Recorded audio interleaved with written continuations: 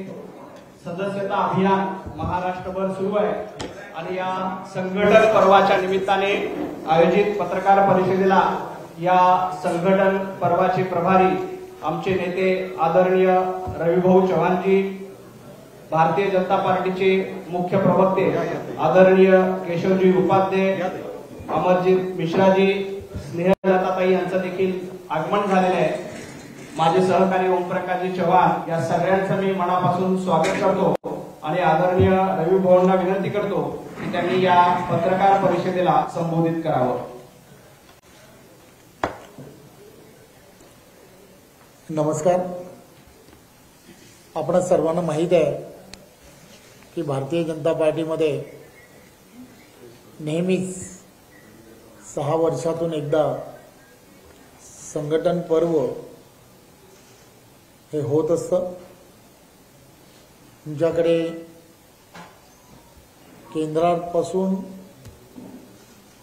प्रदेशापर्यंत सर्व ठिकाणी प्राथमिक सदस्यता या सगळ्या प्रक्रियेला या संघटन पर्वामध्ये सुरुवात होत असते। खरं तर संपूर्ण देशभरामध्ये संघटन पर्व हे गेली वर्षभर सुरू आहे, परंतु महाराष्ट्र असेल, हरियाणा असेल किंवा ज्या ज्या राज्यांमध्ये निवडणुका सुरू होत्या त्या सर्व ठिकाणी थोडंसं संघटन पर्वाची सुरुवात ही करू नये अशा पद्धतीचं त्या प्रदेशामध्ये ठरलं होतं आणि त्यामुळे महाराष्ट्रामध्ये जशी ज्या दिवशी निवडणूक संपली त्याच्या दुसऱ्या दिवशीपासूनच आदरणीय महाराष्ट्राचे भारतीय जनता पार्टीचे आमचे अध्यक्ष आदरणीय बावनकुळेजींनी दुसऱ्या दिवशीच संपूर्ण महाराष्ट्रातील असणाऱ्या सर्व पदाधिकाऱ्यांना, सर्व जिल्हाध्यक्षांना आणि सर्व कार्यकर्त्यांना या संघटन पर्व हे तात्काळ सुरू करण्याच्या संदर्भातले निर्देश दिले आणि त्यामुळे आज संपूर्ण महाराष्ट्रामध्ये वेगवेगळ्या ठिकाणी कार्यशाळा होत आहेत। सदस्यता नोंदणी कशी करावी या संदर्भातली सूचना केंद्रीय काही नेते येऊन त्यांनीही दिलेली आहे। सर्व लोकप्रतिनिधींना आणि सर्व आमदारांना सुद्धा नागपूरमधल्या अधिवेशनाच्या शेवटच्या दिवशी त्यांची सुद्धा एक कार्यशाळा हे नागपूरमध्ये देशपांडे सभागृहामध्ये झाली आणि त्यानंतर त्याच ठिकाणी आदरणीय आमचे सर्वांचे नेते मुख्यमंत्री देवेंद्रजींनी या सदस्यता नोंदणीची जी सुरुवात आहे ती सुरुवात त्याच ठिकाणून केली आणि त्यानंतर सर्व ठिकाणी प्राथमिक सदस्यता अतिशय जोरदारपणे ही सुरू आहे याची आपणा सर्वांना कल्पना आहे। खरं तर भारतीय जनता पार्टीमध्ये असणारी संघटनात्मक रचना आपल्याला सर्वांना माहीत आहे। विविध मोर्चा असतील, विविध प्रकोष्ठ आहेत, या सगळ्यांना आदरणीय बावनकुळेजींनी बैठका घेऊन प्रत्येकांना वेगवेगळी उद्दिष्ट आणि त्यांना टार्गेट हे त्यांना दिलेलं आहे। त्यामुळे प्रत्येक मोर्चा आणि प्रकोष्ठ हे त्यांच्या त्यांच्या कार्यशाळा करून त्यांच्यात पदाधिकाऱ्यांना सर्वांना त्यांच्या त्यांच्या भागांमध्ये प्राथमिक सदस्यता अभियानामध्ये सक्रियपणे भाग घ्यावा यासाठी वेगवेगळ्या ठिकाणी बैठका घेऊन त्याला गतिमान पद्धतीने कसं करता येईल याची एक रचना ही सर्वजण लावत आहेत आणि त्याचाच एक भाग म्हणून त्याला अतिशय चांगल्या पद्धतीने पुढे नेता यावं या दृष्टिकोनातूनच ज्या वेळेला या प्राथमिक सदस्यताची सुरुवात झाली होती तेव्हा एकाच दिवशी संपूर्ण महाराष्ट्रभर एक ड्राईव्ह करण्यात यावा अशा पद्धतीचे विचार आदरणीय देवेंद्रजींनी मांडला होता आणि त्यांनी असं म्हटलं होतं की प्रत्येक लोकप्रतिनिधी प्रत्येक नेता हा 5 तारखेला 5 जानेवारीला हा त्या भागांमध्ये त्यांच्या प्रभाव क्षेत्रांमध्ये त्यांनी स्वतः रस्त्यावरती उतरून प्राथमिक सदस्यता या अभियानामध्ये भाग घेतला पाहिजे आणि त्याची वेगवेगळ्या ठिकाणी ज्या ठिकाणी मंत्री असतील ते मंत्री त्यांच्या भागांमध्ये रस्त्यावरती उतरून प्राथमिक सदस्यता अभियानामध्ये भाग घेतील। आपल्याला माहित आहे की या संपूर्ण अभियानामध्ये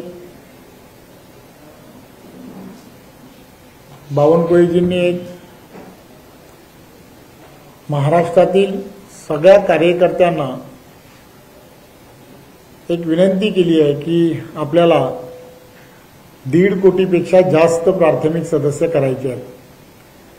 त्यामुळे प्रत्येक बूथवरच्या कार्यकर्त्यांनी 250 पेक्षा जास्त आपल्याला प्राथमिक सदस्य कसे होतील यासाठी आपण एक रचना करावी, आपला प्रवास करावा।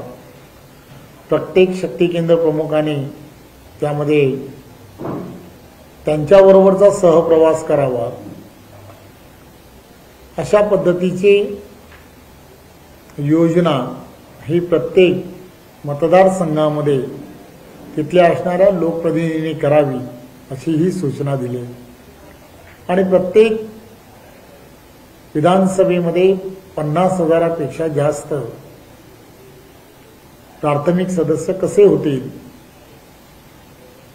याकडे विशेष लक्ष आपण सर्वांनी द्यावं अशाही सूचना बावनकुळेजींनी केल्या आहेत। त्यामुळे प्रत्येक त्या भागातील लोकप्रतिनिधी ज्यांनी योजना केल्या आहेत आणि उद्या 5 जानेवारीला प्रत्येक आमदार हे त्यांच्या मतदारसंघामध्ये प्राथमिक सदस्यता अभियानामध्ये स्वतः कार्यकर्त्यांबरोबर बूथ लेवलवरती जाऊन प्राथमिक सदस्य अभियानामध्ये भाग घेणार आहेत। देवेंद्रजी बावनकुळेजी हे दोघंही नागपूरमध्ये या अभियानामध्ये ती सुरुवात करणार आहेत आणि त्या ठिकाणी आशिषजी असतील हे मुंबईमध्ये आणि सर्व मंत्रीगण जे आहेत ते त्यांच्या मतदारसंघामध्ये या अभियानाची सुरुवात करणार आहेत। त्यामुळे आज आपणा सर्वांच्या माध्यमातून खरं तर आपणा सर्वांना माहीत आहे की भारतीय जनता पार्टी राष्ट्र प्रथम, त्यानंतर पक्ष आणि त्यानंतर स्वतः अशा भूमिकेतून काम करणारा हा एकमेव पक्ष आहे। त्याला देशाचे पंतप्रधान आदरणीय नरेंद्र मोदीजी, आदरणीय भारतीय जनता पार्टीचे राष्ट्रीय अध्यक्ष नड्डाजी आणि सर्व नेते मंडळी आपणा सर्वांना माहीत आहे की ज्या राष्ट्राला समर्पित भावनेतून काम करताना आपल्याला सर्वांना दिसतात। त्यामुळे आपल्या सर्वांच्या माध्यमातून आम्ही सर्वजण महाराष्ट्रातील सर्व जनतेला आणि सर्व नागरिकांना फक्त एवढीच विनंती करणार आहोत की राष्ट्राला समर्पित भावनेतून काम करणाऱ्या आणि जगभरामध्ये प्राथमिक सदस्य सर्वात जास्त असणारा असा एकमेव पक्ष जो भारतीय जनता पार्टी पक्ष आहे. या विचारधारेबरोबर आपल्याला सर्वांना जोडायचं आहे आणि त्यासाठी हा जो प्राथमिक सदस्यता अभियान जे आहे हे 1 तारखेपासून सुरू झालं आहे. 20 तारखेपर्यंत हे अभियान महाराष्ट्रात सुरू राहणार आहे. त्यामुळे महाराष्ट्रातील सर्व नागरिकांनी या अभियानामध्ये आपण सर्वांनी जॉईन व्हा. आपल्याला यासाठी जी पद्धत आहे की आपल्या मोबाईलवरूनच आपल्याला प्राथमिक सदस्य होता येतं. जो नंबर आहे 8800002024 हा नंबर डायल करायचा आहे. तो नंबर डायल केल्यानंतर मिस कॉल आणि त्यानंतर एक लिंक आपल्याला येते. हे लिंक वर गेल्यानंतर आपल्याला आपली पूर्ण माहिती त्यामध्ये भरायची आहे आणि ही पूर्ण प्रक्रिया पूर्ण झाल्यानंतर आपण भारतीय जनता पार्टी ते प्राथमिक सदस्य होता आपल्याला येतं. त्यामुळे आपण सर्वांनी आपल्या सर्वांच्या माध्यमातून मी एवढीच विनंती करणार आहे की उद्या होणाऱ्या या अभियानातील जो मोठा ड्राईव्ह आहे सर्वच जण रस्त्यावरती उतरून ही सदस्यता नोंदणी करणार आहेत. 25 लाख पेक्षा जास्त एकाच दिवशी प्राथमिक सदस्यता कशी होईल असा हा एक प्रयत्न सर्व भारतीय जनता पार्टीचे कार्यकर्ते आणि पदाधिकारी करणार आहेत. याची जास्तीत जास्त प्रसिद्धी हे आपल्या प्रसार माध्यमातून आपण सर्वांनी द्यावी एवढीच आपण सर्वांना विनंती करतो. धन्यवाद. भाऊ, ही संघटन पर्वाची जबाबदारी तुमच्याकडे आहे. दुसरी एक बातमी समोर आली आहे की दिल्लीमध्ये प्रदेशाध्यक्ष पदासाठी तुमच्या नावावरती शिक्कामोर्तब झाल्याची एक बातमी समोर आली आहे. खरं तर आता आपण सर्वांना माहीत आहे की संघटन पर्व त्याचा प्रभारी म्हणून माझ्याकडे जबाबदारी आहे आणि भारतीय जनता पार्टी पक्षामध्ये एक प्रक्रिया आहे की यामध्ये प्राथमिक सदस्य त्यानंतरच्या काळामध्ये सक्रिय सदस्यता करावी लागते आणि त्यानंतर मंडल गठन होतं. त्यानंतर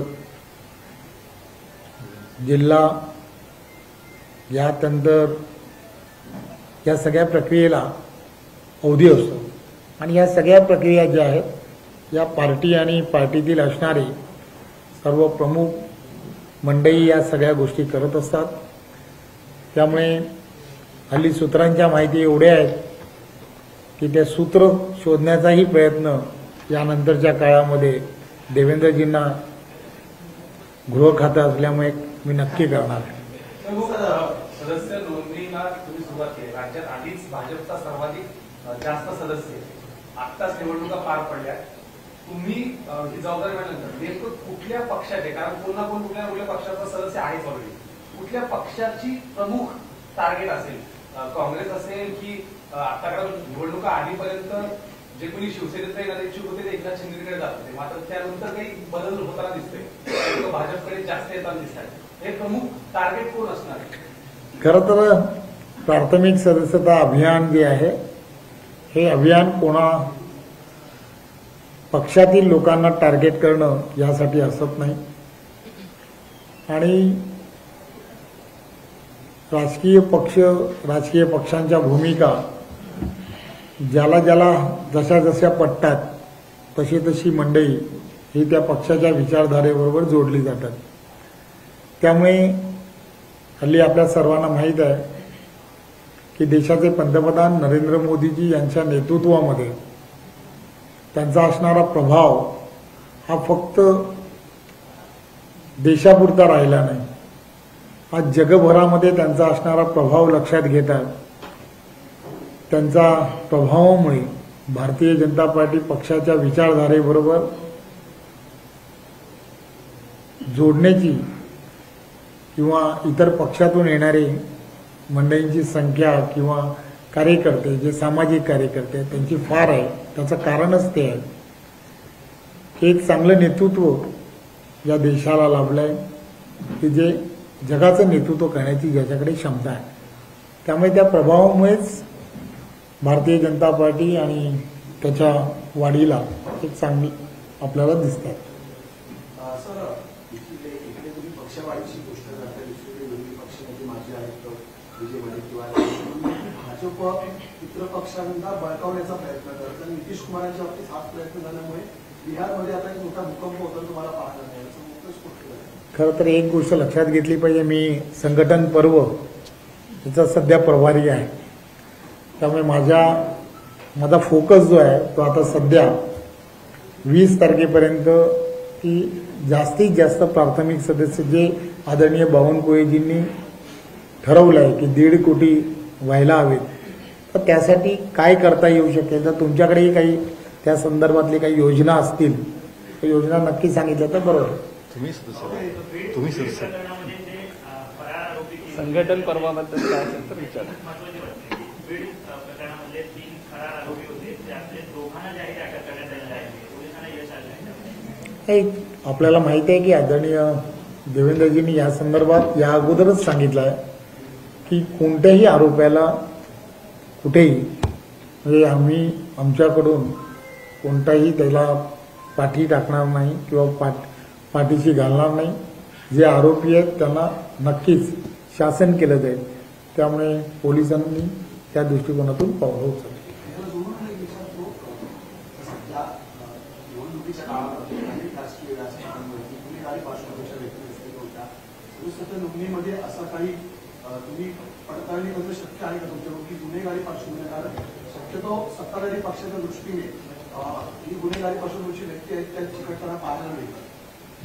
खरं तर प्राथमिक सदस्यता हे अभियान जे आहे ते म्हणजे आम्ही तुम्हालाही आव्हान करायचा विचार करतोय की मगाशी म्हणून मी नंबर सांगण्याचा प्रयत्न त्यासाठीच केला की आपणही प्राथमिक सदस्यता अभियानामध्ये जॉईन व्हा म्हणून. त्यामुळे लोकशाहीचा अधिकार आहे की कोणी सर्वांनी त्याला जॉईन व्हायला पाहिजे असं म्हणतो. त्यामुळे अनेक जण त्यामध्ये जॉईन होतात. धन्यवाद. थँक्यू.